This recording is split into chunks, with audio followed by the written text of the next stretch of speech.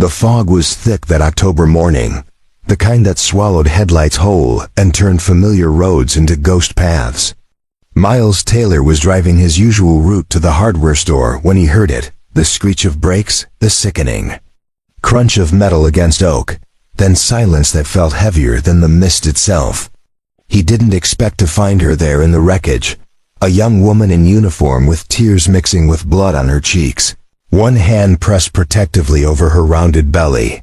He didn't expect her to grab his wrist with desperate fingers as he tried to help, or for her dying words to shatter everything he thought he knew about his past.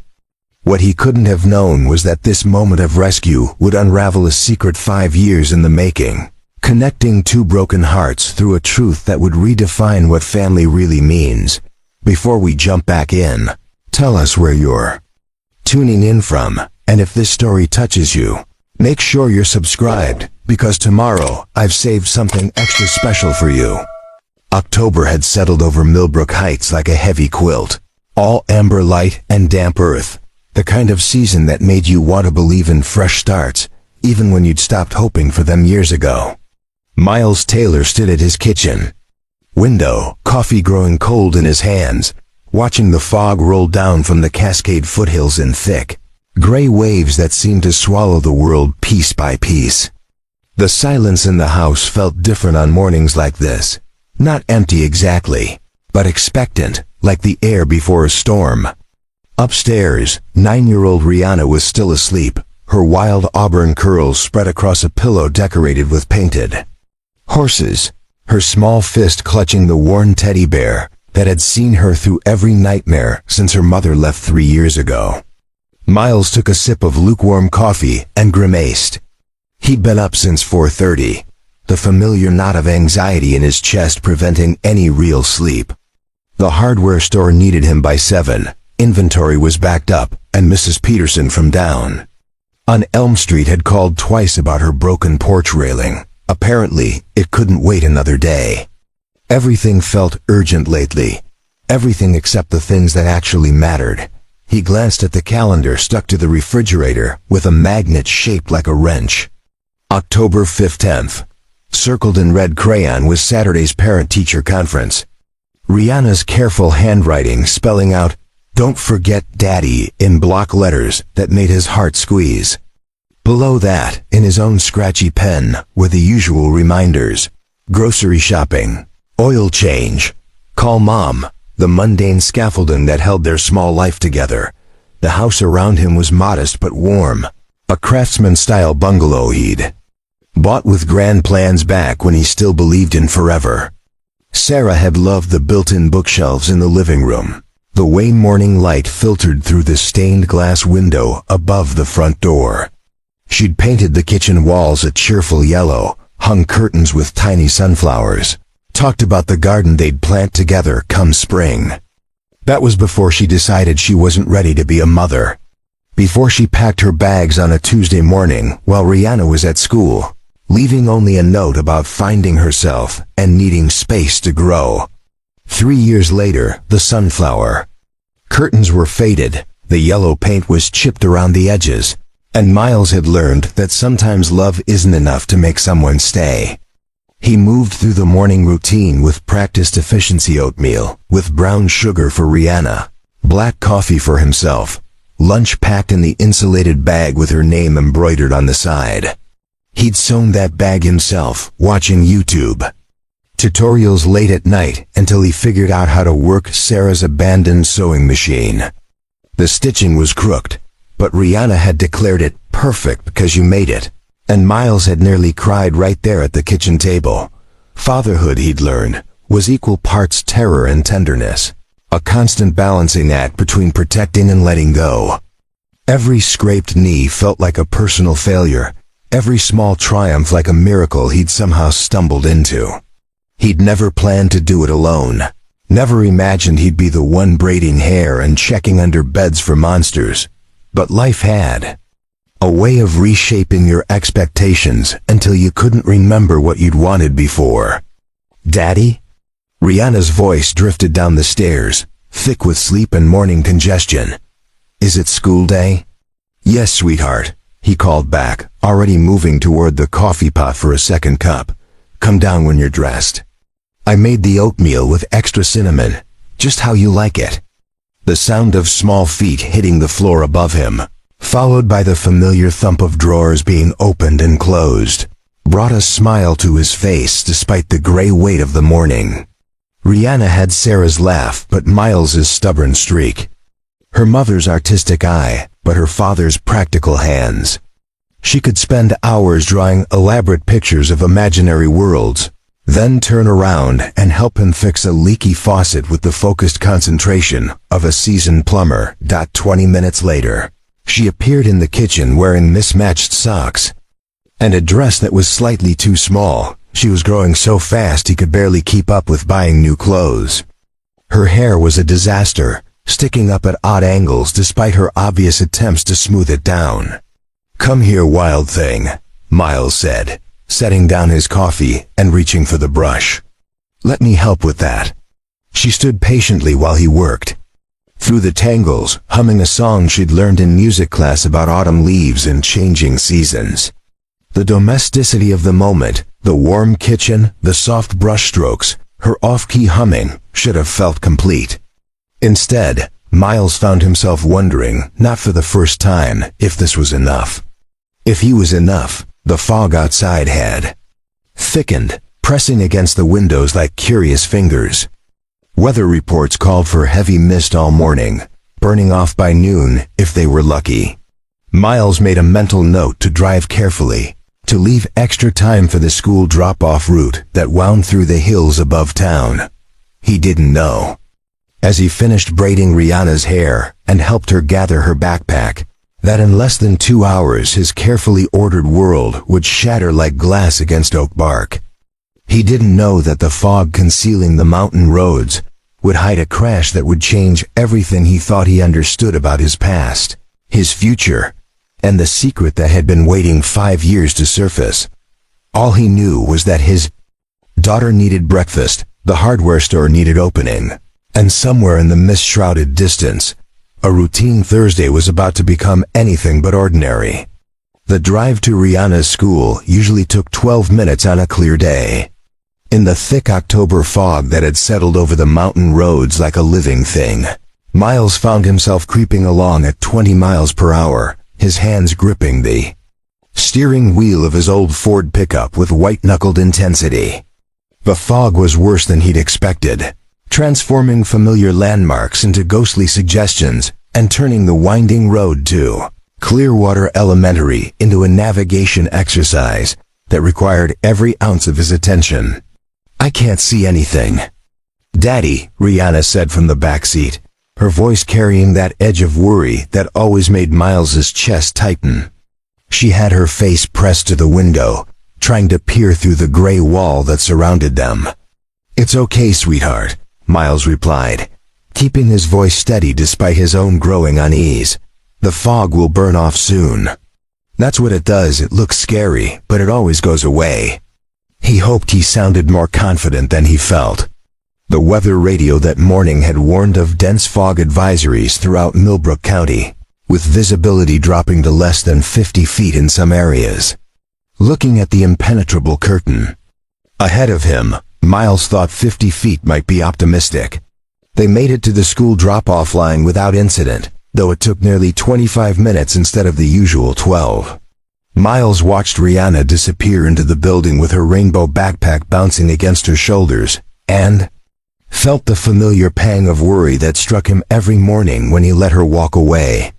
Single parenting meant that every goodbye carried the weight of, what if something happened to him? What if she needed him and he wasn't there? What if the fragile world they'd built together suddenly came apart?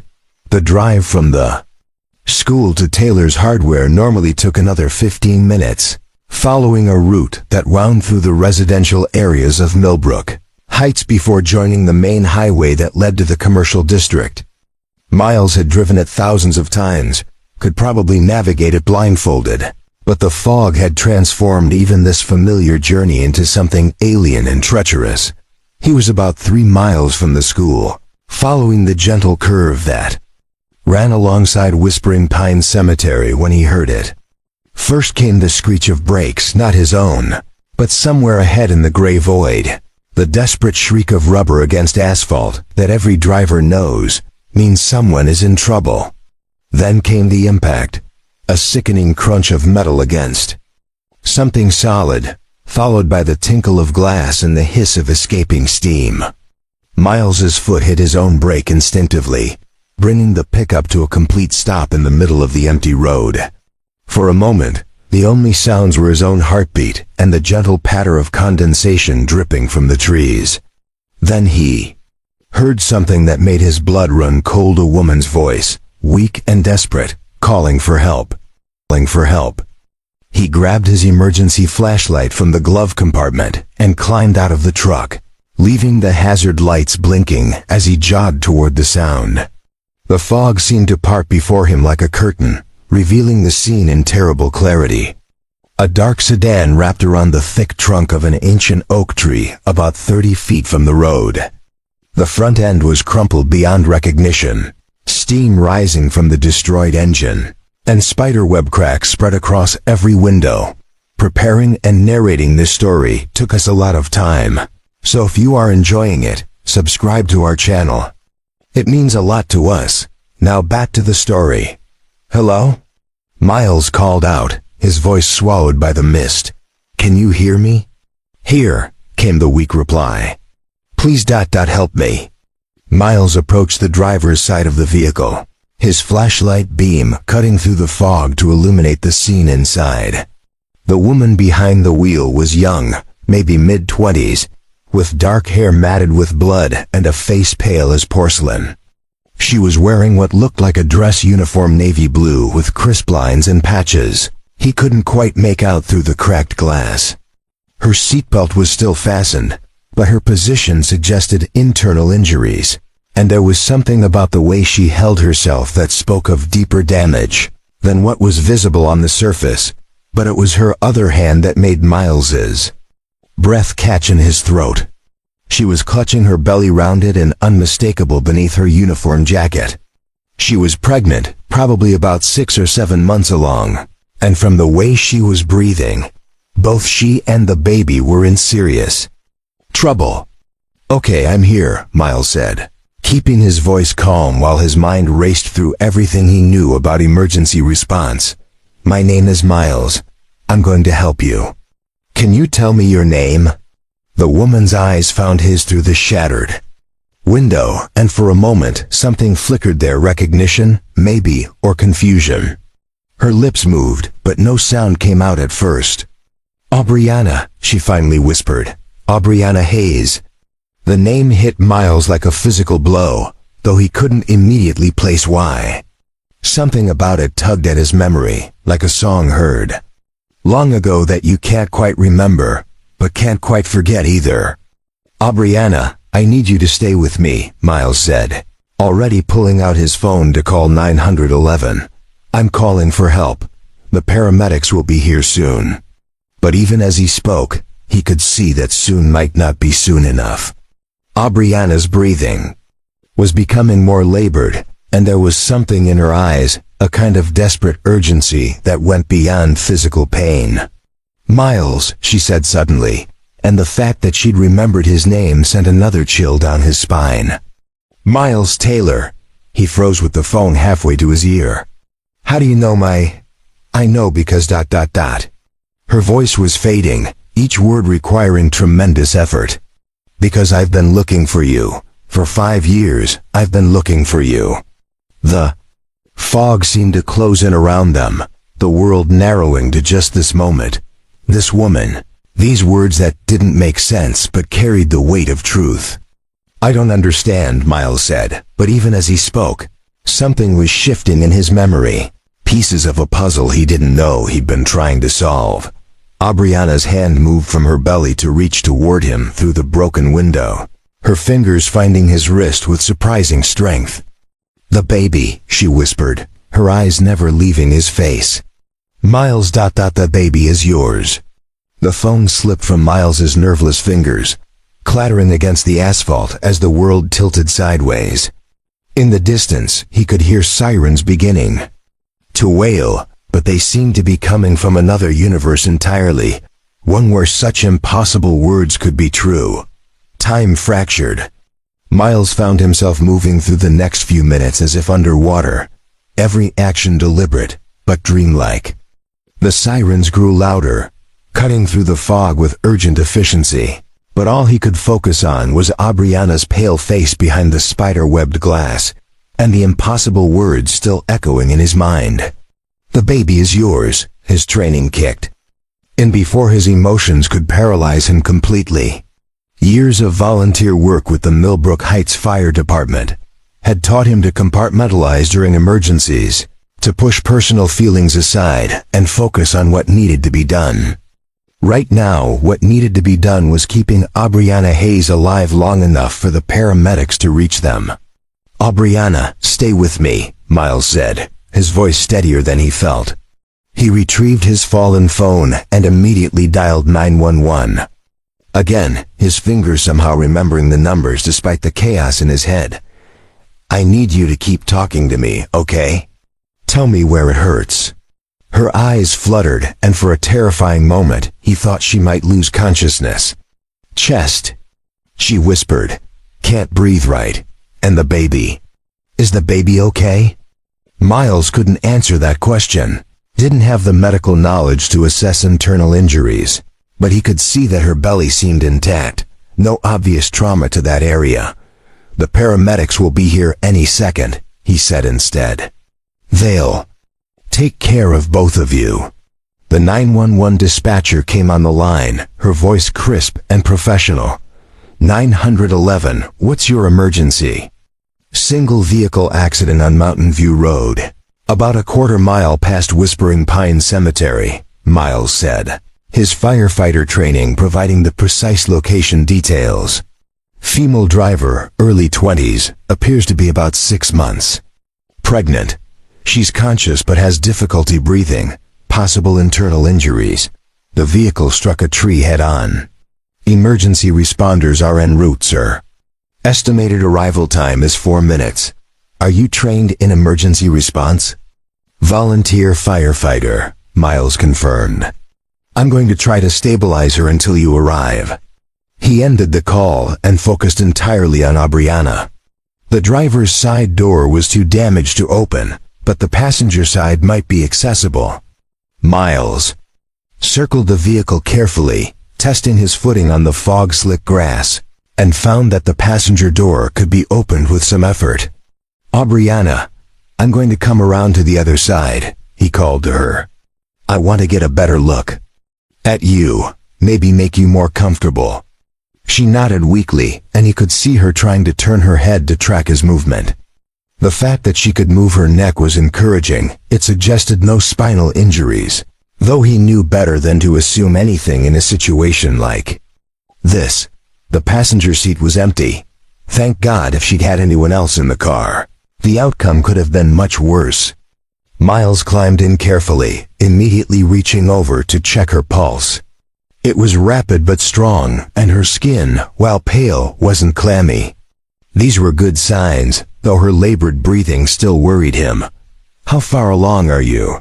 he asked, partly to keep her talking, and partly because some desperate part of him needed to know if the timeline could possibly match what she'd claimed. 26 weeks, she said, her voice barely audible. "Due in January." Miles's hands went still. January. If she was 26 weeks along now, in mid-October, that meant conception would have been in late April or early May. He closed his eyes, trying to remember what had happened 5 months ago, but the shock was making it difficult to think clearly. The sirens were very close now, and through the fog he could see the red and blue lights of the approaching ambulance painting the trees in chaotic color. Within moments, the emergency responders were surrounding the vehicle. Paramedics, firefighters, police officers, all moving with practiced efficiency. "Sir, we need you to step back," said a paramedic Miles recognized from his volunteer days. Kalen Croft, a steady professional who'd seen his share of serious accidents. "Kalen, it's Miles Taylor," Miles said, identifying himself. "She's been conscious the whole time, pulses strong but rapid, complaining of chest pain and difficulty breathing. She's 26 weeks pregnant. Kaylin nodded, immediately understanding that Miles knew what he was talking about. Good work keeping her stable. We'll take it from here. Miles climbed out of the passenger seat, but couldn't bring himself to move far from the vehicle. He watched as the paramedics worked with swift precision checking vitals, stabilizing Aubriana's neck as a precaution, preparing to extract her from the wreckage. Every movement was careful, deliberate, designed to protect both mother and baby. Miles. Aubriana's voice called out weakly as they prepared to transfer her to the stretcher. He stepped closer, despite the paramedics' attempts to keep civilians clear. I'm here. Don't leave, she said, her eyes finding his through the crowd of emergency responders. Please. I know this doesn't make sense, but don't leave. One of the paramedics looked at Miles questioningly. Family member? Miles opened his mouth to say no, then stopped. If what Aubriana had said was true, if the baby she was carrying was somehow his, then what did that make him? I found her, he said finally. She asked me to stay. The paramedic nodded. You can follow us to Millbrook General. If you're going to come, you need to come now. As they loaded Aubriana into the ambulance, Miles found himself moving toward his truck without conscious decision. His hands were shaking as he started the engine, and he had to force himself to focus on the simple mechanics of driving turn signals, speed limits, following the ambulance through the fog that was finally beginning to lift. His phone buzzed with a text from Rihanna's school, asking if everything was okay since he'd never shown up to open the hardware store. Miles stared at the message for a long moment before typing back, family emergency. Store closed today. Family emergency. The words felt strange but somehow right. Whatever was happening, whatever truth was buried in the impossible claim Aubriana had made, he knew he couldn't walk away. Not from her, and possibly not from a baby who might against all odds and understanding be his. The fog continued to lift as they drove toward the hospital, revealing a world that looked exactly the same as it had 2 hours ago, but felt completely transformed. Miles followed the ambulance through streets he'd known his entire life, toward answers he wasn't sure he was ready to hear. Millbrook General Hospital smelled like antiseptic and anxiety, a combination that always reminded Miles of the night Rihanna was born, equal parts terror and miracle, wrapped in the clinical efficiency of medical professionals who dealt with life-changing moments as routine. He sat in the emergency waiting room, his work clothes still damp from the fog, hands wrapped around a cup of coffee that had gone cold an hour ago. Dr. Lysander Hayes, no relation to Aubriana, despite the shared surname, emerged from the treatment area with the kind of measured expression that experienced physicians used to deliver news that could go either way. Miles stood immediately, his heart hammering against his ribs. She's stable, Dr. Hayes said without preamble. 2 cracked ribs, mild concussion, and some soft tissue damage, but nothing that won't heal. More importantly, the baby appears to be unharmed. We'll want to monitor them both for the next 48 hours, but all signs are encouraging. Miles felt his knees go weak with relief. Can I see her? She's been asking for you, the doctor replied, studying Miles with curious eyes. Are you the father? The question hung in the air like a challenge. Miles opened his mouth to say he didn't know, that it was complicated, that he wasn't even sure who this woman was despite her claim to know him. Instead, he heard himself say, she says I am. Dr. Hayes nodded as if this kind of uncertainty was routine in emergency medicine. Room 237. The nurses will let you know if there are any changes. The walk to room 237 felt longer than the drive from the accident scene. Miles knocked gently on the partially open door, waiting for permission to enter. Aubriana's voice, stronger now than it had been in the car, called for him to come in. She looked impossibly small in the hospital bed, her dark hair, spread across the white pillow, an IV line running into her left arm. Someone had cleaned the blood from her face, revealing features that struck Miles as familiar in a way that made his chest tight. She was beautiful, not in the polished way of magazine covers, but in the authentic way of someone who had lived through things and survived. You stayed, she said simply, and there was something in her voice that suggested she hadn't expected him to. You asked me to, Miles replied, taking the chair beside her bed. How are you feeling? Like I was hit by a tree, she said with a weak smile. But alive, the baby's okay. Doctor says everything looks good. They want to keep you for observation. But no serious damage. Aubriana's hand moved to her belly, a gesture so protective and instinctive that Miles felt something shift in his chest. Whatever else was true or false about this situation, her love for the baby was absolutely real. I know this is impossible to believe, she said after a moment of silence. I know you probably think I'm confused from the accident, or lying, or crazy, but Miles, I need you to try to remember. Spring training, Fort Braxton Air Base. You were there for the emergency response workshop. The words hit him like a physical blow. Fort Braxton. May 5th 10th weekend. Miles closed his eyes, and suddenly the memory was there, sharp and clear as if it had happened yesterday instead of 5 months ago. He'd been selected to represent Millbrook Heights Fire Department at a 3-day emergency response training program, part of a civilian-military cooperation initiative. It was an honor he'd almost turned down, leaving Rihanna for a weekend. Always felt wrong, but his captain had insisted it would be valuable for their small department. The conference center, Miles said slowly. The welcome reception on Friday night. You remember, Aubriana whispered, tears starting to slide down her cheeks. He did remember. The awkward mixer where uniformed military personnel mingled with civilian first responders, everyone trying to network while navigating the social dynamics of different branches and agencies. He'd been nursing a beer in the corner, thinking about how much he missed Rihanna, when a woman in dress blues had approached him. You looked like you'd rather be anywhere else, she'd said, with a smile that transformed her entire face. Pretty much, he'd admitted. Not really my scene. They'd talked for hours that night about their work, their lives, the strange loneliness that came with jobs centered on helping others through their worst moments. She'd been deployed overseas twice, had stories that made his volunteer firefighter experiences seem tame by comparison. But she'd listened to him talk about Rihanna, about single parenthood, about the way his life had been reshaped by circumstances he'd never planned for.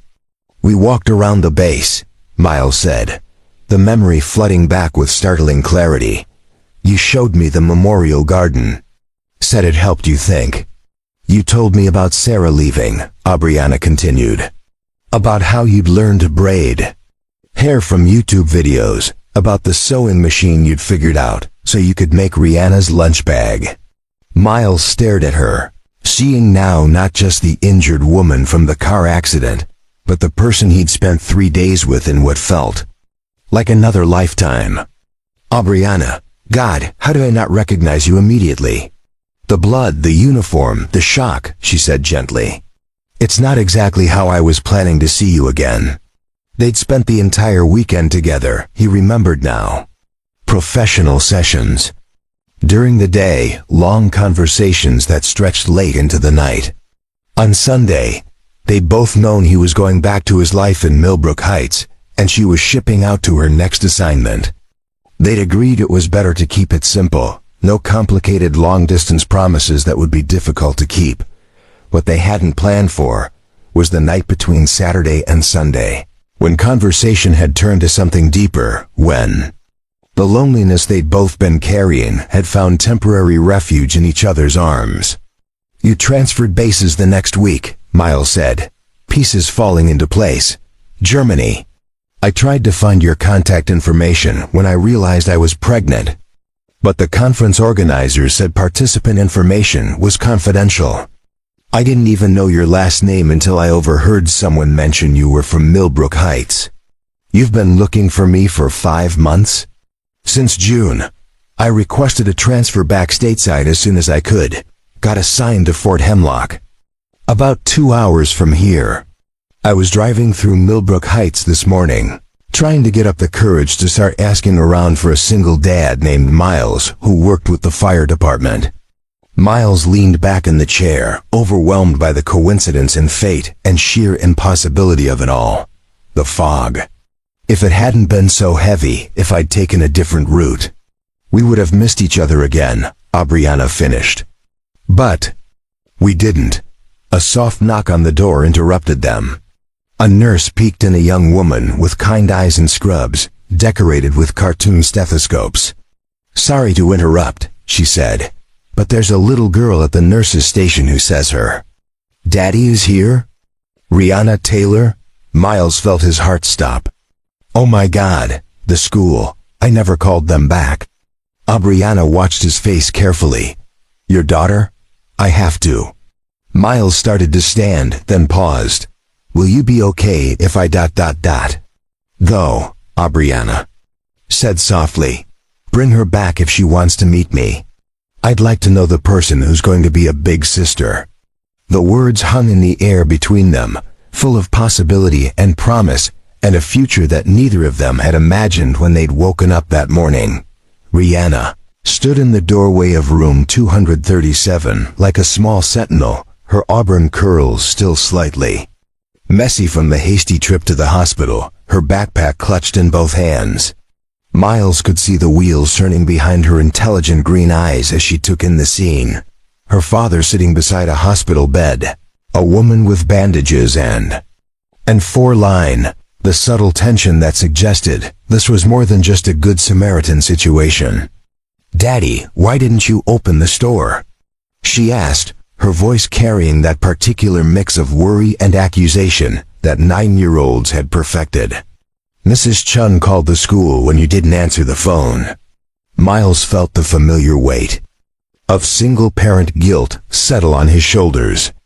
Every decision he made affected Rihanna. Every emergency pulled him away from the careful routine that kept their small world stable. "There was an accident, sweetheart. I had to help someone." Rihanna's gaze shifted to Aubriana, and Miles watched his daughter's expression soften with the same instinctive kindness that had always amazed him. Where Sarah had been cautious around strangers, Rihanna had inherited something more generous, a willingness to see people who were hurting and want to help. "Are you okay?" Rihanna asked Aubriana directly, stepping closer to the bed. "You look like it hurt a lot." Aubriana's eyes filled with tears, but she smiled.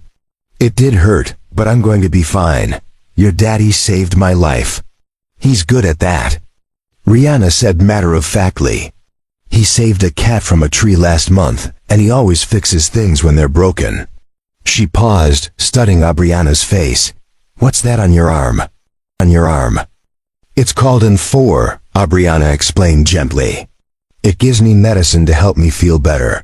Would you like to sit down? I'd love to hear about you." Miles watched, amazed as his daughter climbed into the chair he'd vacated, settling in as if she'd known Aubriana her entire life.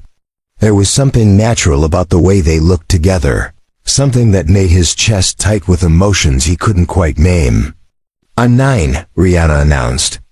"I can ride a bike without training wheels, and I know how to make pancakes, and I'm learning to play the violin, but it sounds terrible." Aubriana laughed, a sound that transformed her whole face despite the bruises. "I bet it doesn't sound as terrible as you think. I played violin when I was your age." "Really? Do you still play?" "Sometimes. When I can find a quiet place to practice." Miles found himself studying Aubriana as she talked with Rihanna, seeing her in a completely different light than the emergency training weekend. There, she'd been confident, professional, someone who handled crisis situations with calm efficiency.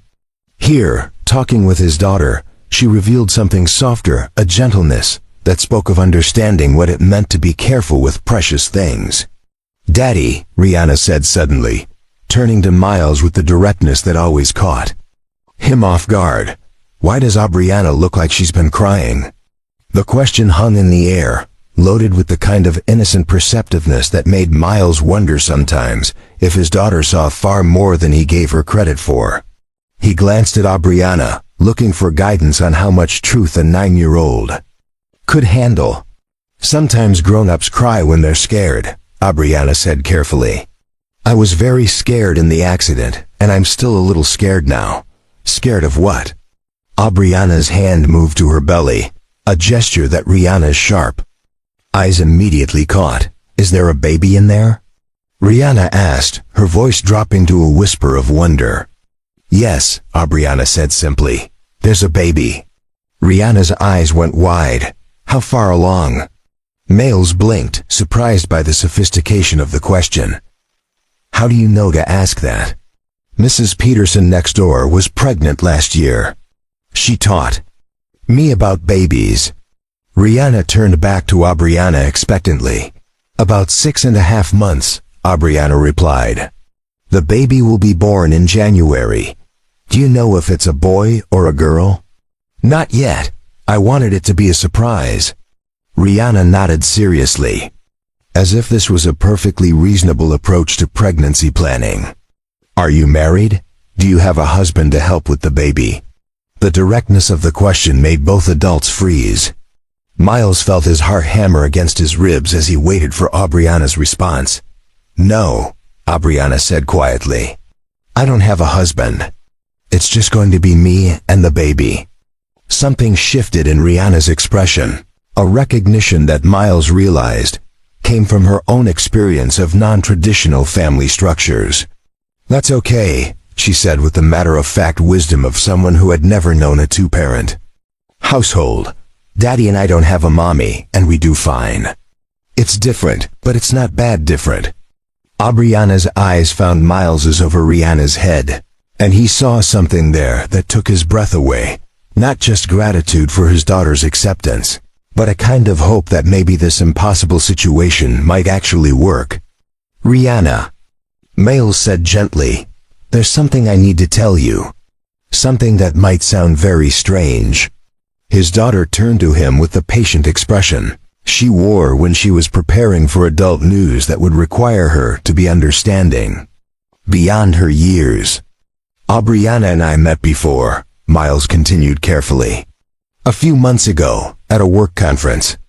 We spent some time together, and he paused, realizing there was no way to explain this that wouldn't sound insane to a 9-year-old. The baby might be your daddy's, Aubriana said softly, saving him from having to find the words.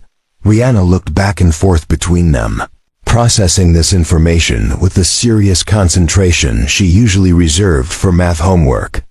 So, the baby might be my brother or sister. Yes, Miles said, his voice barely above a whisper. And if it is, then Aubriana would be like ... part of our family? Maybe, Aubriana said. If that's something you and your daddy would want. Rihanna was quiet for a long moment, her small face scrunched in thought. Finally, she looked up at Aubriana with clear, honest eyes. I always wanted a brother or sister, she said simply. And you seem nice. I think it would be okay. Miles felt tears he didn't know he'd been holding back slide down his cheeks. In the space of 12 hours, his carefully ordered world had been completely transformed, and somehow his 9-year-old daughter was taking it all in stride with the kind of grace that reminded him why he'd fallen in love with being her father in the first place. There's one more thing, Aubriana said, her voice gentle but determined. I need you both to know that I'm not trying to take anything away from what you have together. You and your daddy have built something beautiful, and I would never want to change that. Rihanna reached out and took Aubriana's hand with the unconscious generosity that children possessed before the world taught them to be careful. Maybe we could just add to it instead, she said. Like when we moved to our house and Daddy planted new flowers in the garden. The old ones were still pretty, but the new ones made everything better.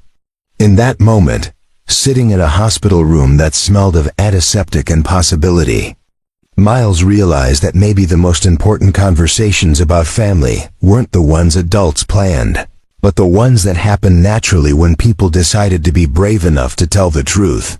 3 days later, Aubriana stood in the doorway of Miles's modest craftsman home, holding a small duffel bag and wearing civilian clothes that seemed to transform her entirely. Without the uniform, she looked younger, softer, more like the woman he remembered from that weekend in May than the injured soldier he'd pulled from the wreckage. "Are you sure about this?" she asked for the 3rd time since leaving the hospital. "I could find a hotel or temporary housing on base. I don't want to impose." "You're not imposing," Miles said, stepping aside to let her enter. "The doctor said you need someone to monitor you for the next few days, and Rihanna made me promise you'd stay here." It was true. His daughter had been surprisingly insistent about the arrangements, announcing to anyone who would listen that Aubriana and the baby needed looking after, and their house had plenty of room. She'd spent the morning preparing the guest bedroom with the kind of meticulous care usually reserved for very important visitors, complete with fresh flowers from their garden and a hand-drawn welcome sign taped to the door. The house felt different with Aubriana in it. Not uncomfortable exactly, but charged with possibility in a way that reminded Miles of the early days after Rihanna was born, when every ordinary moment carried the weight of life-changing transformation. She moved through the rooms carefully, taking in the details: family photos on the mantel, Rihanna's artwork covering the refrigerator, the comfortable chaos of a home where real people lived real lives. "Your daughter has quite an artistic eye," Aubriana said, pausing at a particularly colorful drawing of what appeared to be a dragon wearing a firefighter's helmet. "That's Captain Smokebreath," Miles explained. "He's Rihanna's invention, a dragon who helps put out fires instead of starting them. She's been working on a whole series of stories about him." "She's going to be a storyteller," Aubriana said with certainty. "I can tell." The first week unfolded with surprising ease. Aubriana proved to be a natural with household rhythms, contributing without taking over, finding ways to help that felt organic rather than forced. She couldn't do heavy lifting due to her healing ribs, but she could fold laundry while sitting, help Rihanna with homework at the kitchen table, and prepare simple meals that somehow tasted better than anything Miles had managed to cook in months. "She makes the best grilled cheese," Rihanna announced to Mrs. Vance, their neighbor, who had stopped by with a casserole and barely concealed curiosity about the woman she'd seen coming and going from the Taylor house. "Does she now?" Mrs. Vance replied, her sharp eyes taking in Aubriana's obvious pregnancy with the kind of calculating assessment that small-town neighbors had perfected over generations. "She cuts the crusts off in triangles and uses 3 different kinds of cheese," Rihanna continued enthusiastically, oblivious to the undercurrents of the conversation. "And she's teaching me to play violin properly. Listen." The impromptu performance that followed Rihanna sawing away at Mary Had a Little Lamb with earnest concentration while Aubriana provided gentle guidance seemed to soften Mrs. Vance's suspicion considerably. By the time she left, she was pressing Aubriana's hand and insisting she come to the church potluck on Sunday. "The community here is wonderful," Aubriana told Miles that evening as they cleaned up after dinner. Rihanna was upstairs in the bath, her off-key humming drifting down through the ceiling like a small song of contentment. "They're good people," Miles agreed. "A little nosy sometimes, but good hearts. They're protective of you and Rihanna. I can see it in how they look at me, like they're trying to figure out if I'm going to hurt what you've built together." Miles paused in loading the dishwasher. "And are you?" The question hung between them, heavier than he'd intended. Aubriana set down the dish towel and turned to face him fully. "I hope not," she said honestly. "But Miles, I need you to know that I'm not here to force anything. If this doesn't work, if you decide that your life is better without the complication I represent, I'll understand. I'll figure something else out." "What do you want?" Miles asked. Not what you think I want to hear. Not what you think is best for everyone else. What do you actually want? Aubriana's hand moved to her belly, a gesture that had become as natural as breathing. I want this baby to know their father. I want to stop being afraid that I'm going to mess up parenting before I even start, and I want. She paused, her voice dropping to almost a whisper. I want to stop feeling so alone. Miles stepped closer, close enough to see the vulnerability.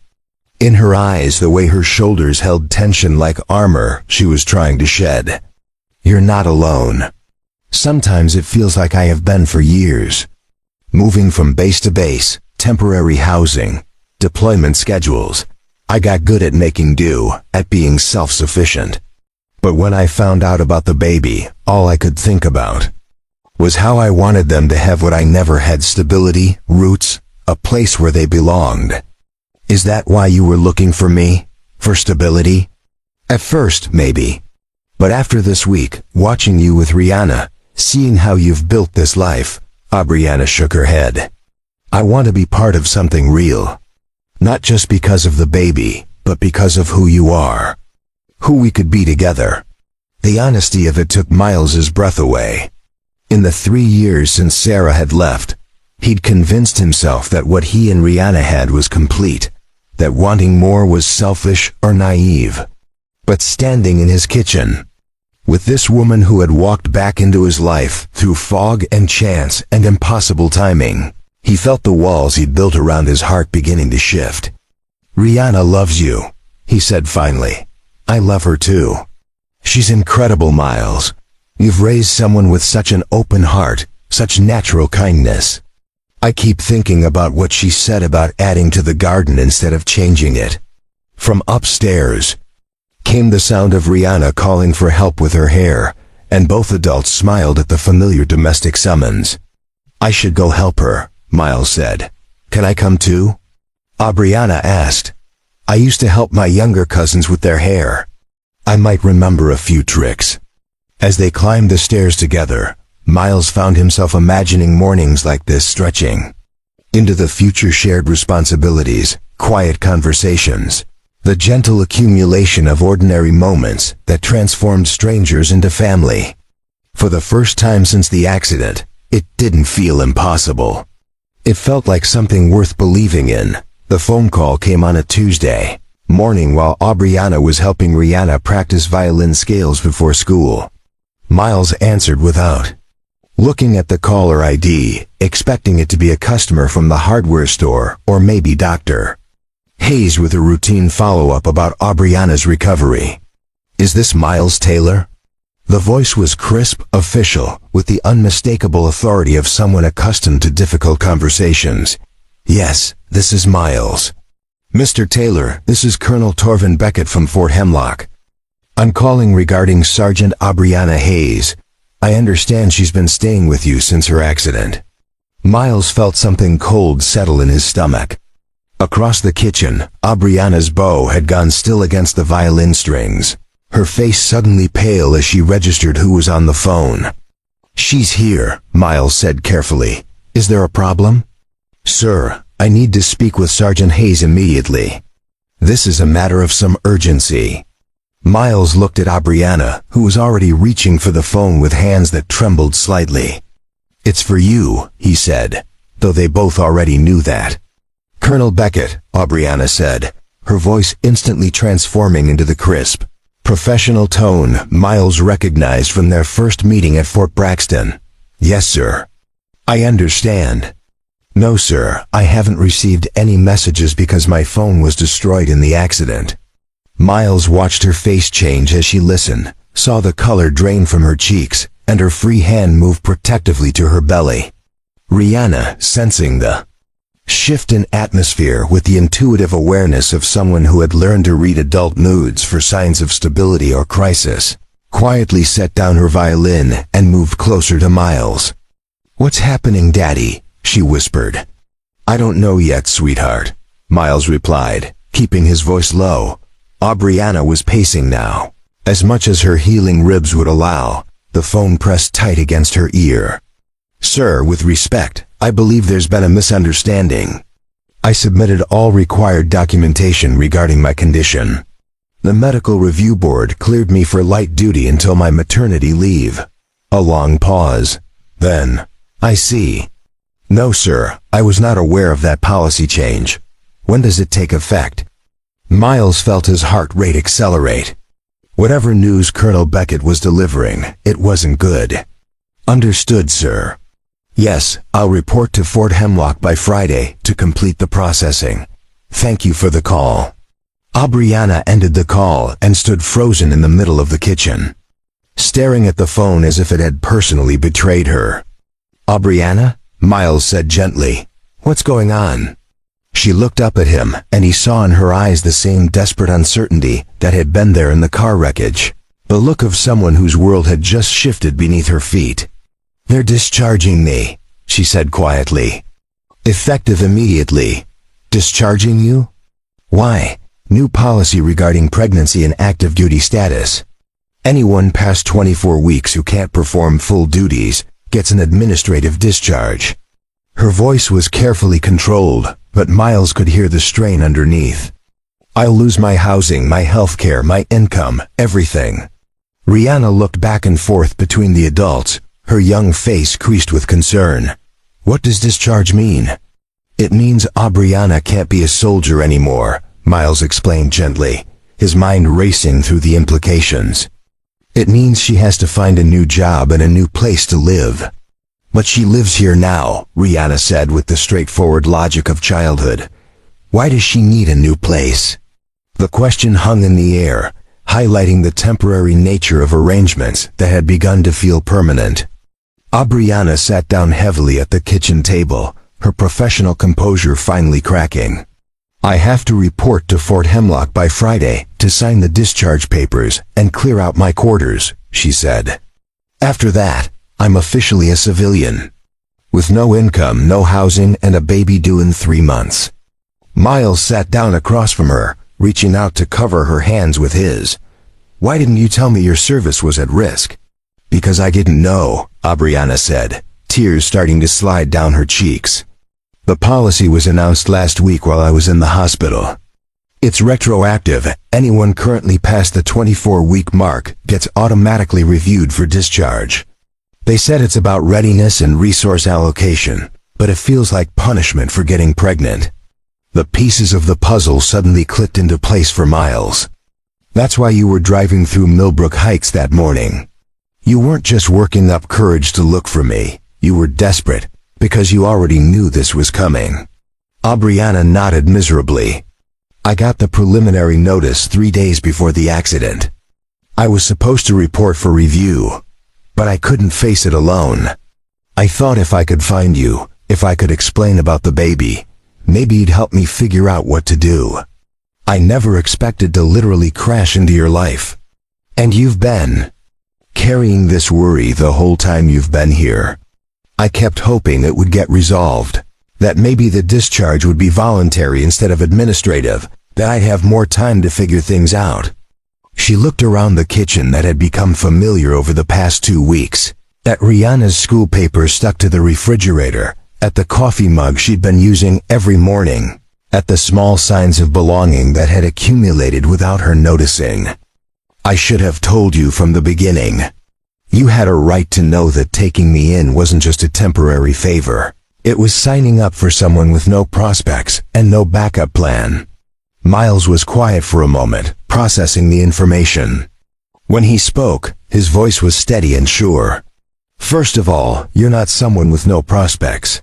You're an experienced emergency responder with leadership training and a decade of service experience. That means something in the civilian world. Miles, second, he continued, you do have a backup plan. You have us. Rihanna, who had been listening to the adult conversation with the focused attention she usually reserved for important things, like instructions for caring for injured animals, suddenly spoke up. Are you going to leave us? She asked Aubriana directly. I don't want to, Aubriana replied honestly. But I don't know if I have a choice. You always have a choice, Rihanna said, with the confidence of someone who had watched her father make difficult decisions work out through sheer determination. Daddy says that's what makes people strong, knowing they can choose to stay even when things get scary.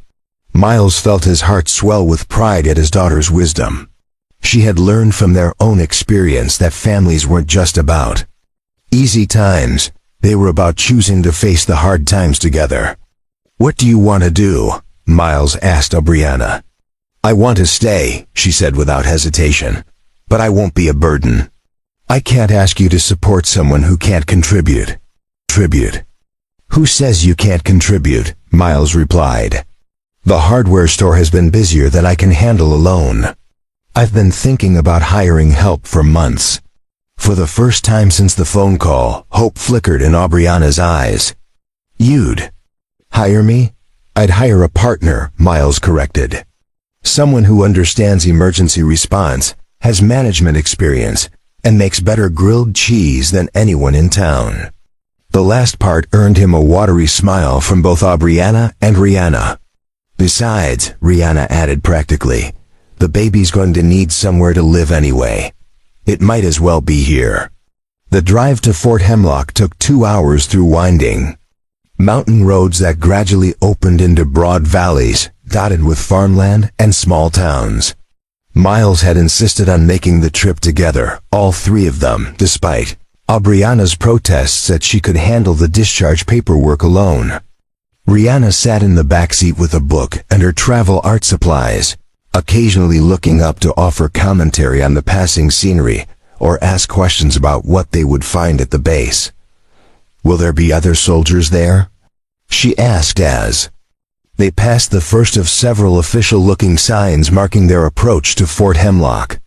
"Yes, sweetheart," Aubriana replied, "but they'll all be very busy with their own work. We won't be there long." Miles glanced at Aubriana in the passenger seat, noting the tension in her shoulders that had been building with every mile closer to their destination. She'd been quiet for most of the drive, lost in thoughts she hadn't shared, occasionally touching her belly in the unconscious gesture that had become as familiar to him as her smile. "You okay?" he asked quietly. "I keep thinking about the last time I drove this route," she said. 3 weeks ago, when I was still convinced I could somehow make everything work out on my own.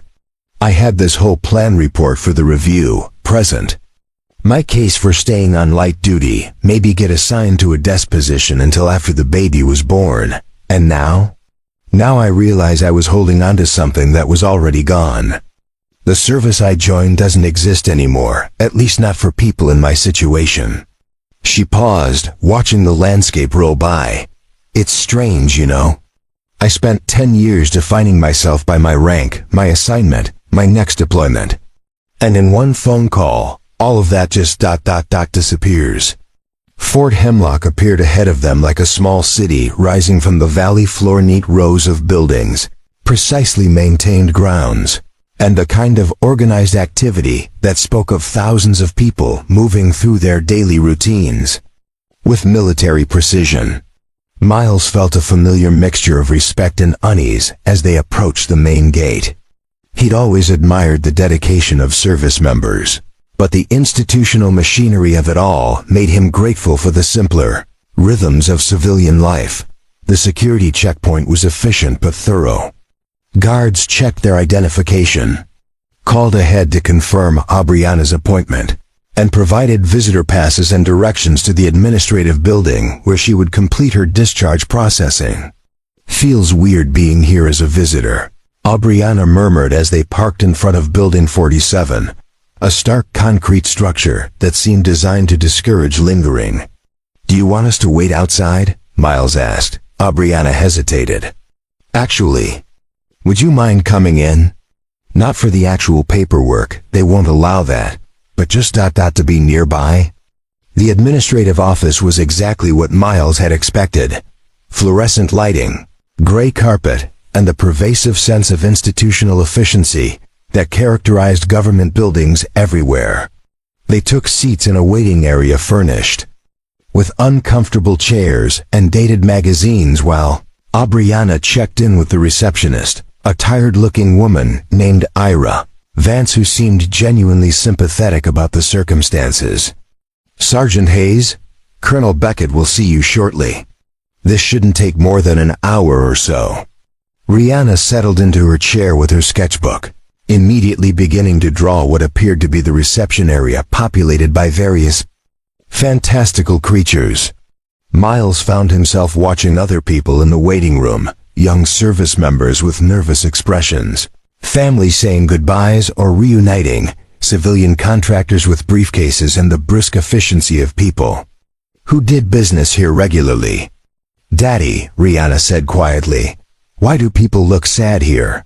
"Because this is where people come when big things in their lives are changing," Miles replied. "Sometimes change is exciting, but sometimes it's scary, even when it's the right thing." "Is Aubriana scared?" Miles looked toward the hallway where Aubriana had disappeared 20 minutes earlier. "I think she is, but she's also brave." "How can someone be scared and brave at the same time?" "Being brave doesn't mean you're not scared," Miles explained. "It means you do what needs to be done even when you are scared." When Aubriana finally emerged from the administrative maze, she was carrying a manila envelope and wearing an expression that Miles couldn't quite read, relief mixed with something that might have been grief. "All done?" he asked. "All done," she confirmed. "Officially a civilian as of 1600 hours today." They walked back to the parking lot in silence, Rihanna skipping ahead while the adults processed the weight of what had just transpired. It wasn't until they were back in the truck that Aubriana spoke again. "They gave me my service record," she said, holding up the manila envelope. 10 years summarized in 23 pages. "How do you feel?" "Lighter, I think. Like I've been carrying something heavy for a long time and didn't realize it until I set it down." She opened the envelope and pulled out a single document. "Look at this." Miles glanced at the paper she handed him, an official commendation for her work during a humanitarian mission in Southeast Asia, dated just 6 months before they'd met at Fort Braxton. "You saved lives," he said, reading the citation. "We all did. It was a team effort." She took the document back, studying it as if seeing it for the first time. "But reading this now, I realize something I didn't understand before." "What's that?" "The skills that made me good at that job: crisis management, working under pressure, taking care of people when they need it most. Those don't disappear just because I'm not wearing a uniform anymore."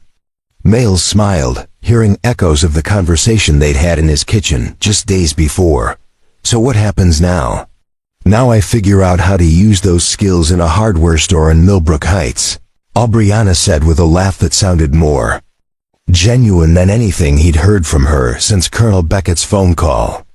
"And raise a baby," Rihanna added from the back seat, not looking up from her drawing. "And raise a baby," Aubriana agreed, her hand moving to her belly dot as they drove away from Fort Hemlock. Miles found himself thinking about the courage it took to walk away from one life and toward another, especially when the future was still uncertain.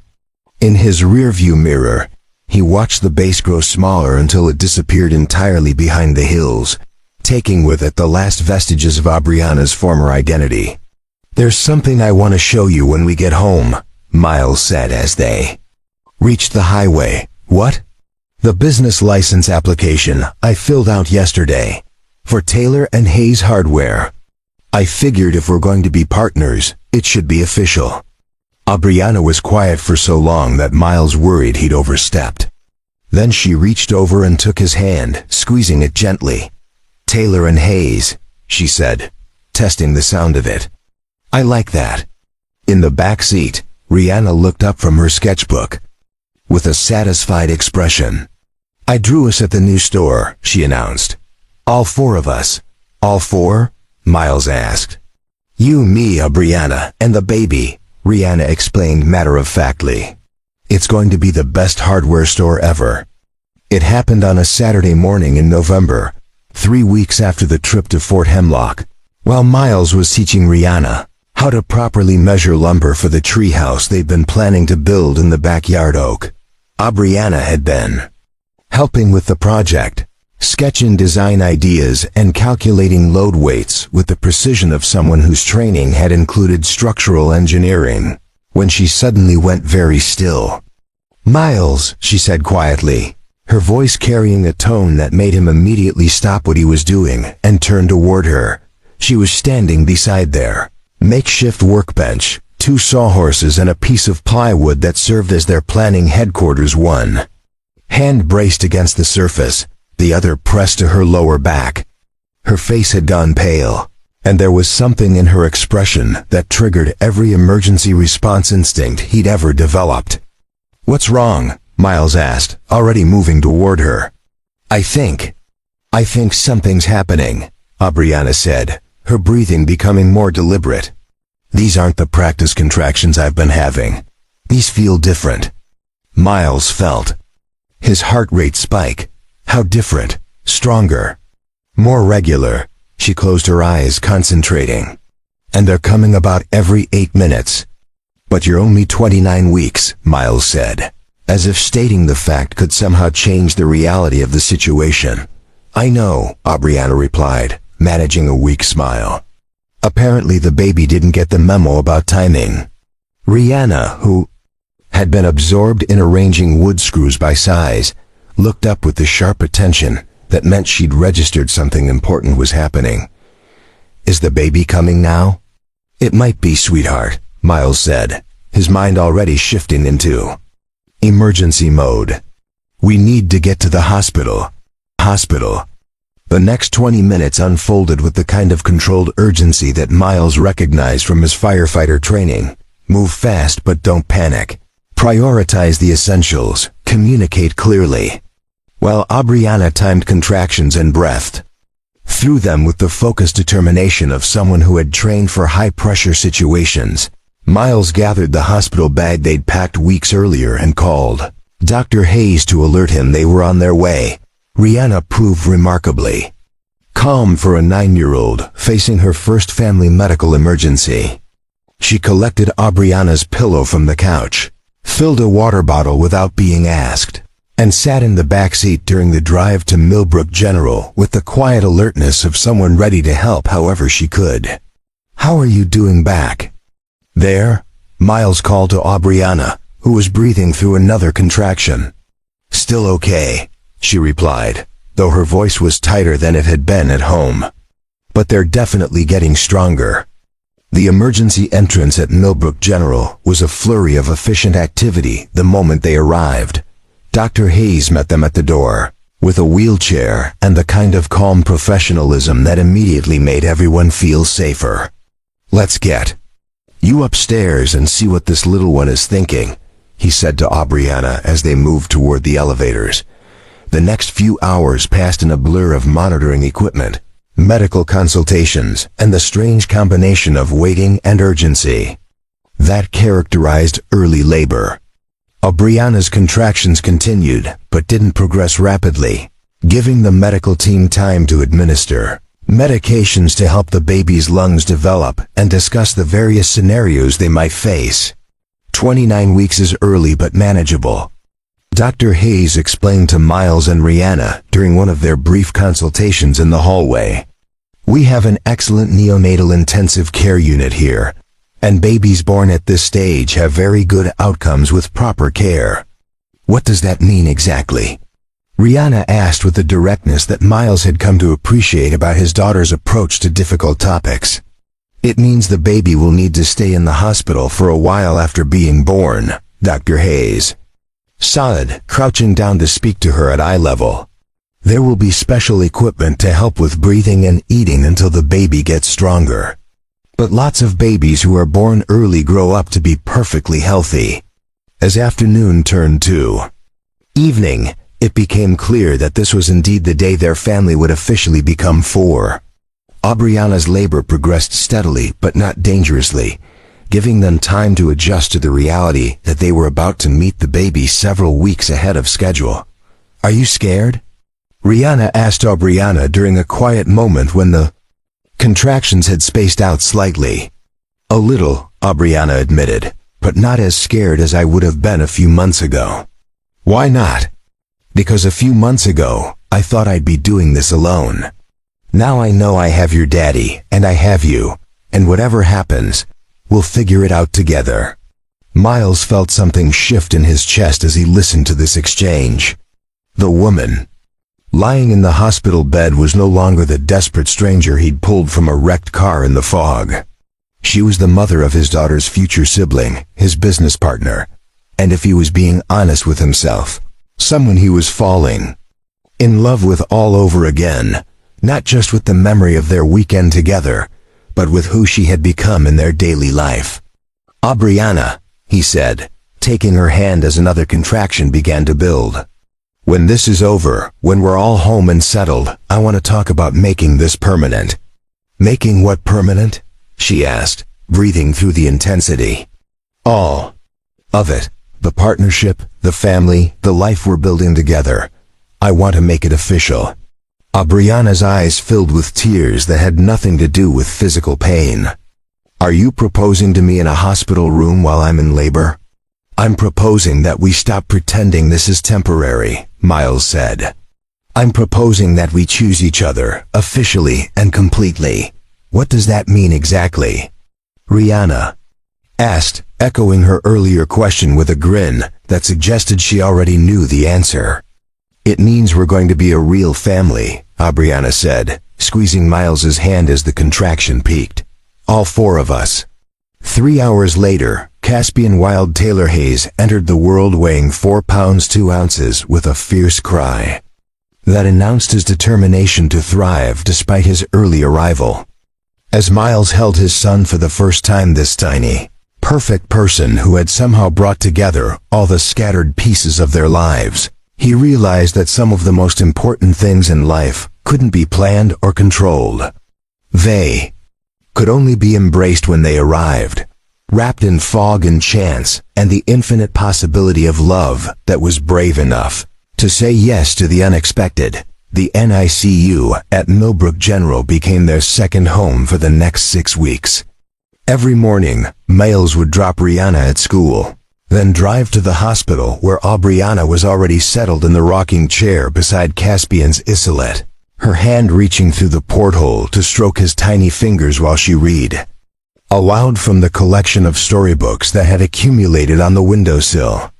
"Good morning, little man," Miles would whisper to his son each day, marveling at how much Caspian had grown overnight.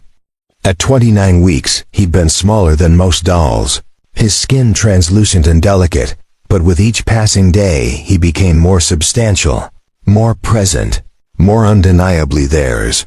The nursing staff had quickly learned to work around the rhythms of their unusual family.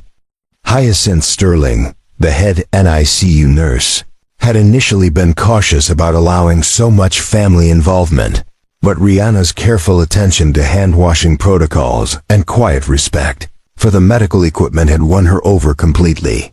"That girl has the makings of an excellent nurse herself," Hyacinth told Miles one afternoon as they watched Rihanna help Aubriana change Caspian's diaper with the focused concentration of someone performing surgery.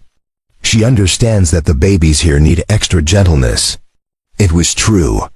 Rihanna had adapted to the NICU environment with remarkable maturity, learning to speak in whispers, to sanitize her hands without being reminded, and to find quiet activities that wouldn't disturb the other families navigating their own medical journeys.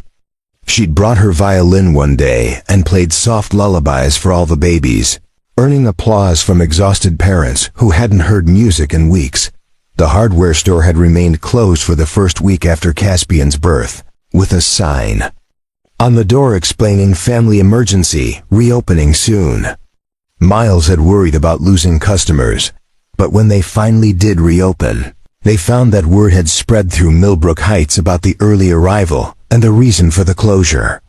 Instead of complaints about the inconvenience, they received an endless stream of congratulations, offers of help, and the kind of community support that reminded Miles why he'd never wanted to live anywhere else. Mrs. Vance had organized a meal train that kept their refrigerator stocked for weeks. Gwenvale Beckett from the bank had stopped by to discuss small business loans for the hardware store expansion they'd been planning. Even Pastor Finch from the community church had made a point of visiting the NICU to offer blessings for Caspian's continued health, despite the fact that none of them were regular attendees. "This town has really embraced you," Miles told Aubriana one evening as they drove home from the hospital together, leaving Caspian in the capable hands of the night nursing staff. "They've embraced us," Aubriana corrected gently. "I think they see that we're serious about building something here, about being part of the community instead of just passing through." The business partnership had evolved naturally during the weeks of hospital visits. While Aubriana spent mornings at the NICU, Miles would open the store and handle the early customers. In the afternoons, they'd switch roles, Miles taking his turn at the hospital while Aubriana worked the hardware store with the kind of practical competence that quickly won over even the most skeptical customers. "She knows more about electrical systems than some of the contractors," reported Corliss Hayes, the town's only female electrician, after Aubriana had helped her locate some hard-to-find components for a restoration project. "And she actually listens when you explain what you're trying to accomplish, instead of just trying to sell you the most expensive option." The evenings had become their own kind of sacred time. After dinner and homework and the bedtime routines that anchored their days, Miles and Aubriana would sit on the front porch swing he'd built for four and plan their future with the detailed attention of people who had learned not to take stability for granted. "I want to expand the store's emergency supply section," Aubriana said one night in early December, her head resting against Miles's shoulder as they watched snow begin to fall. "A lot of the rural properties around here aren't prepared for extended power outages or severe weather. We could stock generators, battery banks, emergency communications equipment." "Using your background," Miles said, understanding immediately where her thinking was leading. "Exactly. Turn the military training into something that helps the civilian community. Emergency preparedness consulting, maybe disaster response workshops. Show people how to be ready for the unexpected." Miles smiled, recognizing the same impulse that had driven him to volunteer firefighting. "I like it. We could partner with the county emergency management office, maybe get certified as a community response center." It was exactly the kind of conversation that would have been impossible just a few months earlier, when their lives had been shaped by isolation and uncertainty instead of shared purpose and mutual support. The intimacy of planning a future together felt revolutionary to Miles, who had spent 3 years convinced that his capacity for partnership had died with his marriage to Sarah. The question of marriage itself remained gently unresolved between them. Miles's hospital room proposal had been acknowledged and accepted in principle, but the practical details had been set aside in favor of more immediate concerns. They were living as a family, raising children together, building a business partnership, and sharing a bed with the comfortable affection of people who had chosen each other deliberately and completely. The legal formalities felt less urgent than the daily reality of their commitment. "We should probably make it official before Caspian comes home," Aubriana said one evening, as if reading his thoughts. "For practical reasons, if nothing else. Insurance, medical decisions, all the paperwork that comes with parenting." "Is that a yes to my very romantic labor room proposal?" Miles asked with a grin. "That's a yes to spending our lives together," Aubriana replied, turning to kiss him softly. "Though I might want a slightly more dignified ceremony for the actual wedding." Rihanna, who had been eavesdropping from her bedroom window directly above the porch swing, stuck her head out to contribute to the conversation. "Can I help plan it? I have ideas about flowers and music and what kind of cake we should have." "You're supposed to be asleep, young lady," Miles called up to her. "I can't sleep when you're talking about important family decisions without me," Rihanna replied with unassailable logic. "Besides, someone needs to make sure you don't mess this up." The wedding, when it finally happened 3 weeks later, was Exactly the kind of understated celebration that reflected who they had become as a family. Pastor Finch officiated in the hospital chapel, with Caspian sleeping peacefully in Aubriana's arms, still small enough to fit in the crook of her elbow, but finally stable enough to be held for extended periods. Rihanna served as both maid of honor and ring-bearer, wearing a dress she'd chosen herself, and carrying a bouquet of winter flowers from the hospital gift shop. The guest list was small, but meaningful. Dr. Hayes and several of the NICU nurses, who had become like family over the previous weeks, Mrs. Vance and a handful of neighbors who had supported them through the crisis, and Miles's sister who had driven down from Portland with her own family to witness the ceremony.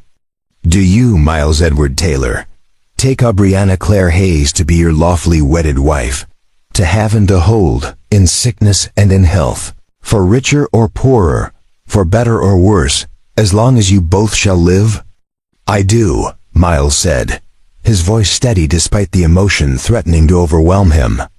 And do you, Aubriana Claire Hayes, take Miles Edward Taylor to be your lawfully wedded husband, to have and to hold, in sickness and in health, for richer or poorer, for better or worse, as long as you both shall live?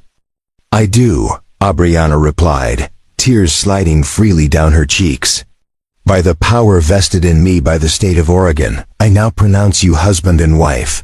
You may kiss the bride. The kiss was gentle, mindful of the sleeping baby between them, but it carried the weight of everything they had survived and built together. When they broke apart, Caspian stirred slightly in his sleep, and Rihanna applauded with the enthusiasm of someone who had been personally invested in the outcome of the ceremony. Can I hold him now? She asked, already reaching for her new baby brother. The reception was held in the hospital cafeteria, complete with a cake that Mrs. Vance had somehow managed to smuggle past hospital security, and enough flowers to transform the institutional space into something approaching festive. It wasn't the wedding either of them might have imagined as young people, but it was perfect for who they had become: practical, intimate, and focused on the relationships that mattered most. So what's next? Asked Miles's sister, Linda Croft, as they cleaned up paper plates and plastic forks. Home, Miles replied simply. Caspian gets discharged next week, and then we figure out how to be a family of 4 in the real world. The transition to home life proved easier than any of them had expected. Caspian, despite his early arrival, was a remarkably content baby who seemed to thrive on the combination of medical attention and family affection that had characterized his first months of life. He slept through the night within days of coming home, nursed efficiently, and showed the kind of robust development that made his pediatrician beam with professional satisfaction. Some babies are just determined to catch up, Dr. Hayes explained during one of their regular checkups. Caspian appears to be one of those babies. All his milestones are progressing beautifully. Rihanna adapted to big sister responsibilities with the same practical competence she brought to everything else in her life. She learned to sterilize bottles, fold tiny clothes, and sing lullabies that actually seemed to soothe Caspian when he was fussy. More importantly, she had appointed herself the baby's primary advocate and protector, a role she took seriously enough to create a detailed schedule of feeding times, nap requirements, and approved visitors. He can't have too much stimulation, she would inform anyone who wanted to hold Caspian. And you have to support his head properly because his neck muscles are still developing. The hardware store had become a kind of community center during the months of family transition. Customers would stop by not just for supplies, but to check on Caspian's progress, offer parenting advice, and share their own stories of unexpected family formations. The emergency preparedness section that Aubriana had envisioned proved immediately popular, with rural residents appreciating the opportunity to consult with someone who understood both the practical and psychological aspects of crisis planning. It's like having our own personal disaster response expert, commented Ragnar Reed, who owned a small ranch outside town. Aubriana helped me set up a communication plan that actually makes sense for my property. Most of the emergency management stuff is designed for suburban areas. The success of the business expansion allowed them to hire part-time help, which gave them more flexibility for family time, while still maintaining the personal service that had made Taylor and Hayes Hardware a trusted community resource. Devlin Thorne, a recent high school graduate with mechanical aptitude and genuine enthusiasm for customer service, proved to be exactly the kind of employee they needed, responsible enough to handle the store independently, but young enough to appreciate learning from their combined expertise. By spring, their life had settled into the kind of sustainable rhythm that Miles had always hoped for, but never quite believed was possible. Morning routines that included feeding Caspian, getting Rihanna ready for school, and opening the store for the early customers who liked to start their projects before the day got too warm. Afternoon family time when they could walk to the park with the stroller, work in the garden that Aubriana had started behind the house, or simply sit on the porch and watch their children play in the yard that finally felt like it had enough life to fill it properly. "Do you ever think about the accident?" Aubriana asked one evening as they watched Rihanna push Caspian swing with the gentle attention of someone who understood that trust was earned through consistent kindness. "All the time," Miles replied honestly. "But not in the way you might expect." "What do you mean?" "I think about how it brought us together, but also about how it almost didn't happen. If I'd left 5 minutes later, if I'd taken a different route, if you decided to wait another day before trying to find me." He paused, considering the profound randomness of chance encounters. "It makes me grateful for fog, which is probably the only time in my life I'll ever say that." Aubriana laughed, the sound carrying across the yard to where Rihanna was teaching Caspian to clap his hands. "I think about the fog too. How it hid everything except what mattered most." "What mattered most?" "The fact that some people will stop to help, even when they don't know what they're getting themselves into."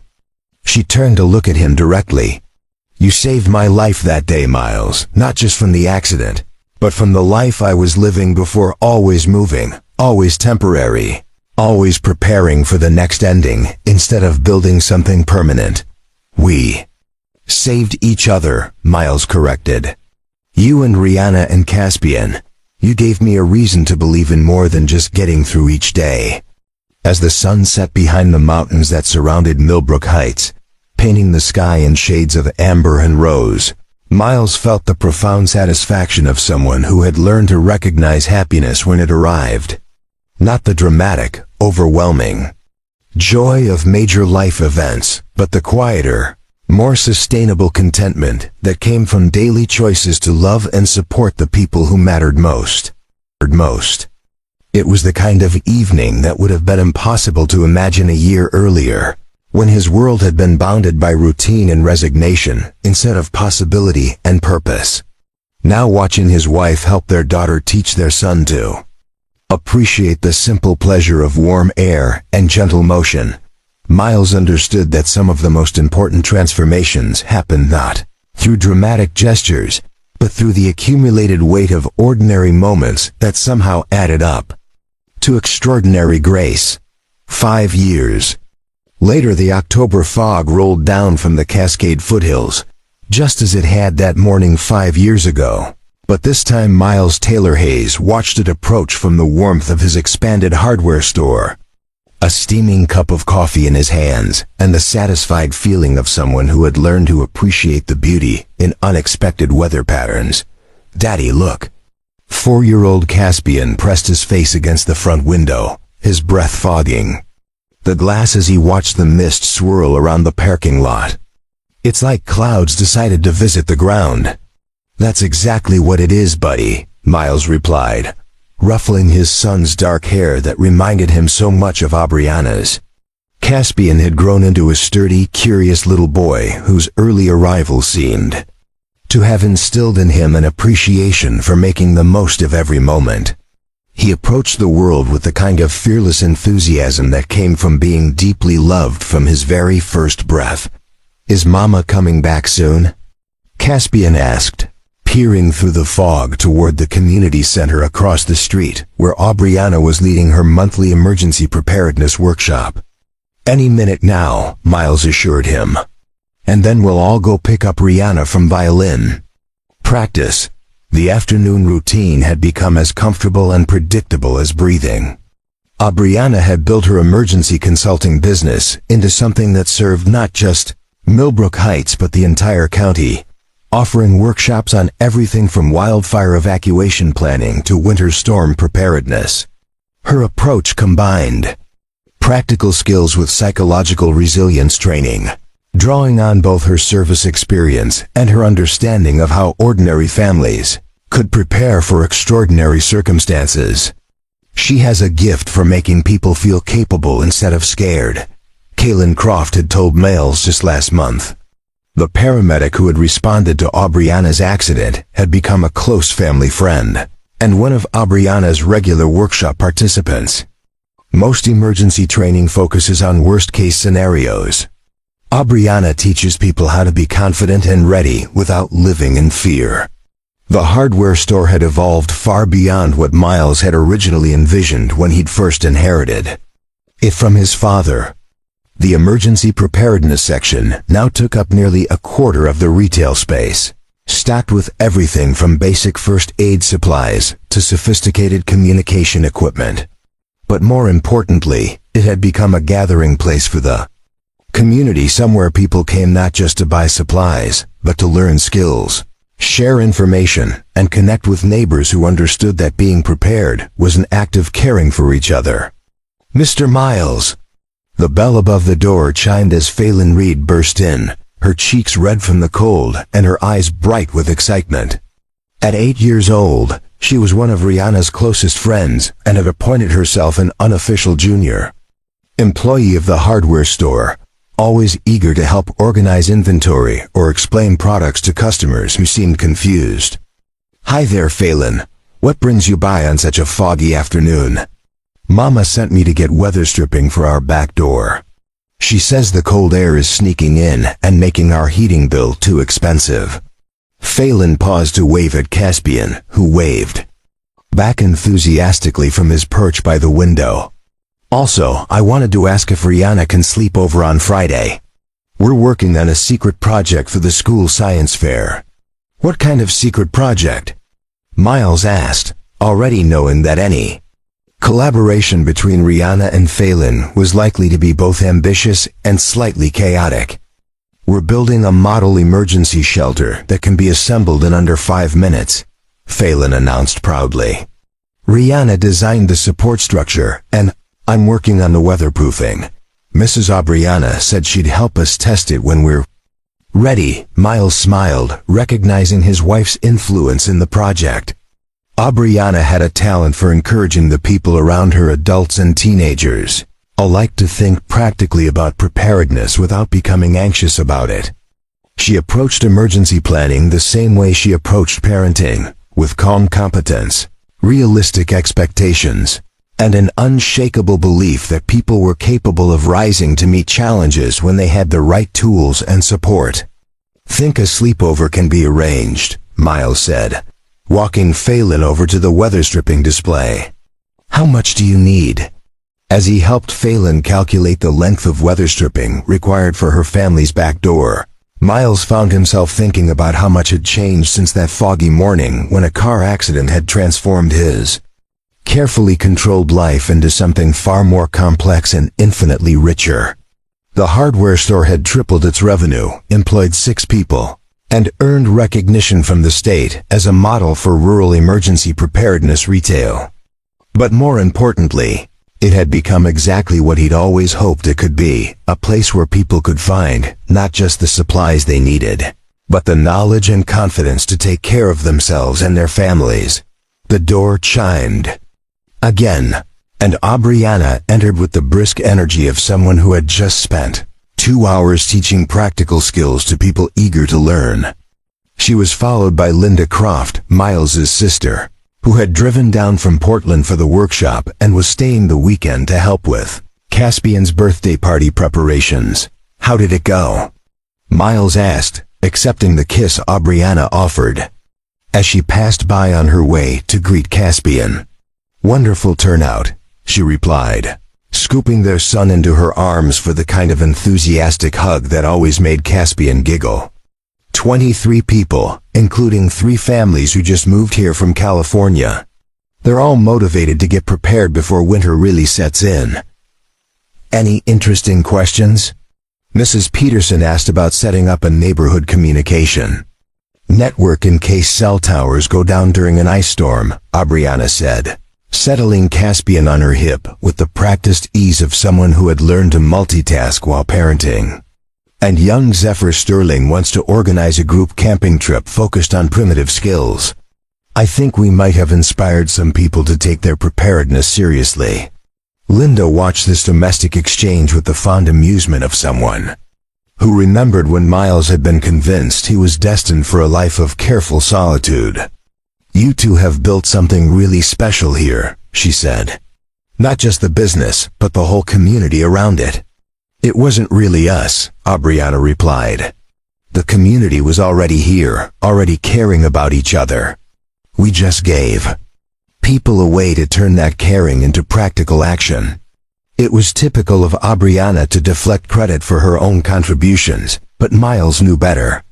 Her workshops had transformed the way Millbrook Heights approached emergency preparedness, moving it from an abstract concern to a shared community value. Families who had never talked to their neighbors before were now coordinating supply purchases, sharing skills, and creating informal networks of mutual support that strengthened everyone's resilience. "Speaking of the community," Linda said, "I heard some interesting news at the workshop. Something about a county-wide recognition program." Miles and Aubriana exchanged glances. They'd been keeping the news quiet until all the details were finalized. But Linda's detective instincts, honed by 20 years as a social worker, were too sharp to fool for long. "The County Emergency Management Office nominated us for the state's Community Resilience Excellence Award," Aubriana explained. "We find out next month if we won. And if you do win, a $50,000 grant to expand emergency preparedness programs in rural communities," Miles said. "We could outfit a mobile training unit, travel to other small towns, help them develop their own preparedness networks." Linda clapped her hands together with genuine excitement. "That's incredible! You could help communities all over the region." The possibility was both thrilling and daunting. Miles and Aubriana had spent long evenings discussing what winning the award might mean for their family, their business, and their commitment to Millbrook Heights.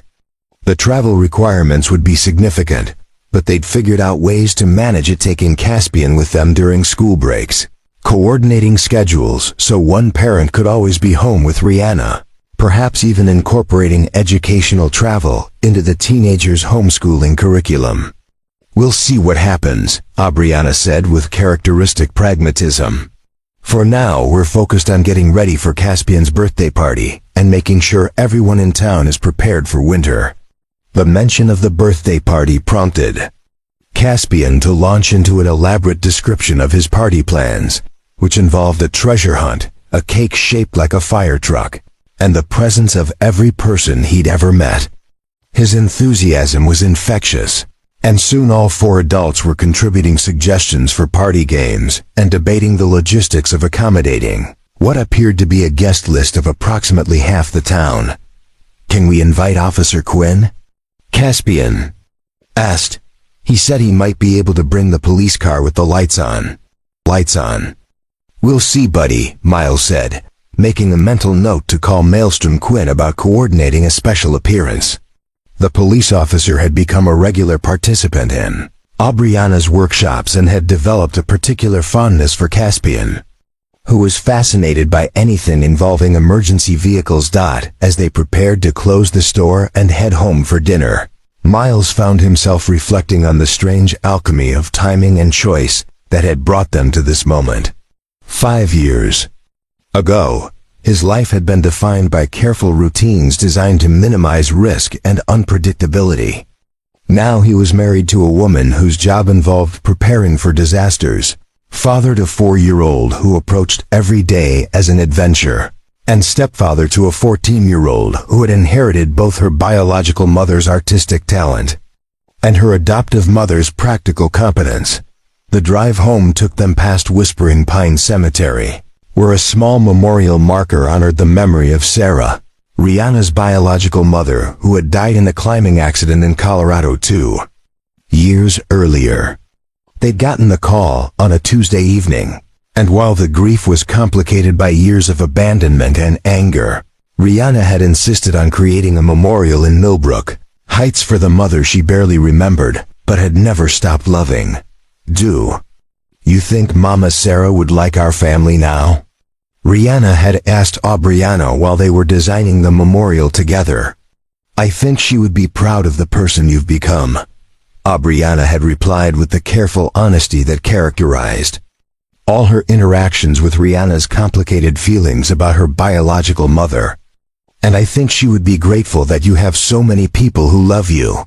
The memorial had become a place where Rihanna could process her feelings about loss and belonging, often bringing flowers or small drawings that she would leave by the marker.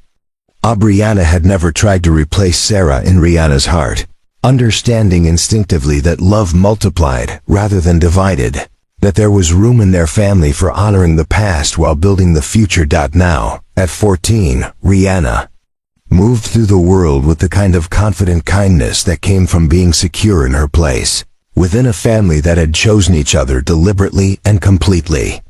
She played violin in the regional youth orchestra, maintained a 4.0 GPA, and had started teaching basic emergency preparedness skills to younger students at her school. More importantly, she had appointed herself Caspian's primary teacher, importantly. Everything from shoe tying to storytelling, approaching big sister responsibilities with the same practical competence that characterized everything she did. Rihanna texted, Aubriana said, checking her phone as they pulled into their driveway. "Violin practice ran long, but they'll be finished in 20 minutes. She wants to know if we can pick up pizza on the way home." "Pizza sounds perfect," Miles replied, appreciating the simple pleasure of a family dinner plan that required no more coordination than a quick stop at Torvin's Pizza on their way back from town. Their house had evolved along with their family, expanding from the modest 3-bedroom Craftsman into something that could accommodate the realities of a busy household with 2 working parents and 2 active youngsters. They'd added a sunroom where Aubriana could work on training materials, and Rihanna could practice violin without disturbing Caspian's naps.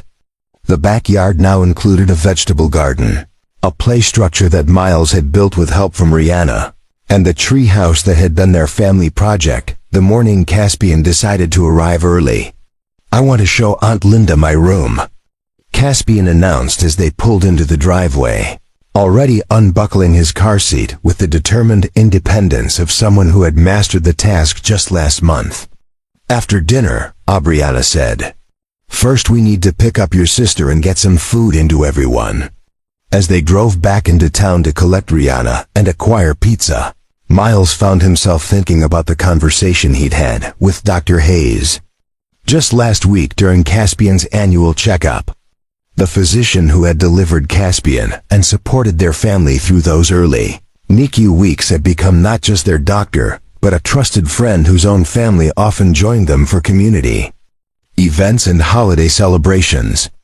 "You know," Dr. Hayes had said while reviewing Caspian's growth charts, "I've been practicing medicine for 30 years, and I've learned that some of the most important healing happens not in hospitals, but in homes, where people choose to love each other well." "What do you mean?" Miles had asked. "I mean that Caspian's early birth could have been a crisis that tore your family apart. The stress, the uncertainty, the financial pressure, the disruption to your plans. Instead, it became the foundation for something stronger. That kind of resilience doesn't happen by accident. It happens when people decide that their commitment to each other is more important than their fear of what might go wrong." The observation had stayed with Miles, particularly as he watched Aubriana navigate the complexities of running a business. raising two teenagers, and preparing their community for emergencies that might never come. She approached uncertainty, not with anxiety, but with practical preparation and unshakable confidence in their family's ability to handle whatever challenges might arise. "You're thinking deep thoughts," Aubriana observed as they waited in the pickup line outside the music school. "Just grateful," Miles replied honestly, "for all of it. The accident, the fog, the early labor, even the difficult parts. All of it. Let us hear. Do you ever wonder what would have happened if we'd met under different circumstances? If you'd called me after the Fort Braxton weekend, or if I'd found your contact information when I first realized I was pregnant?"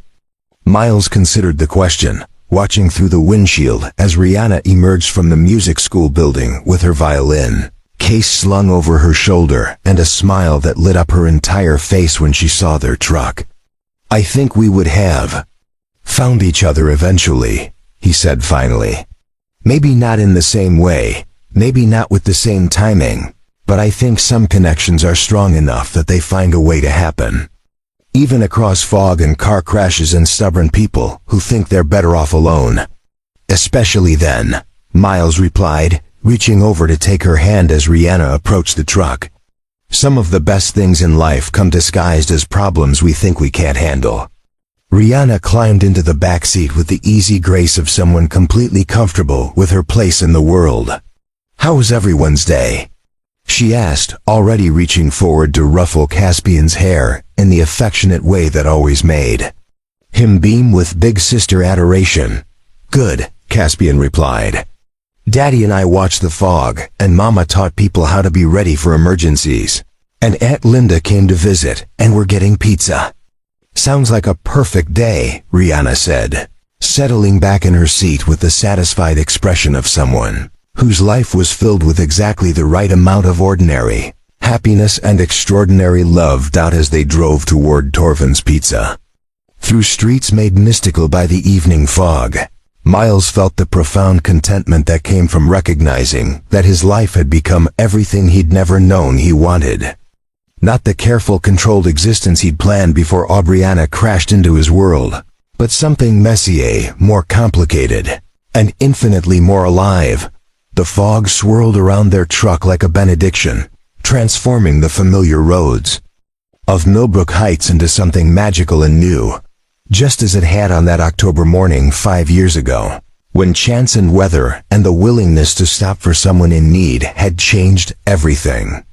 Some stories, Miles realized, don't end, they just keep expanding, creating new chapters of love and purpose, and the beautiful chaos of people who choose each other again and again, through fog and clear skies and everything in between. And in that moment, driving through the mist with his wife beside him and his teenagers laughing in the back seat, Miles understood that sometimes the most extraordinary transformations begin with the simple decision to pull over and help, to stay when leaving would be easier, and to believe that love is always worth the risk of letting it change everything you thought you knew about what home could be.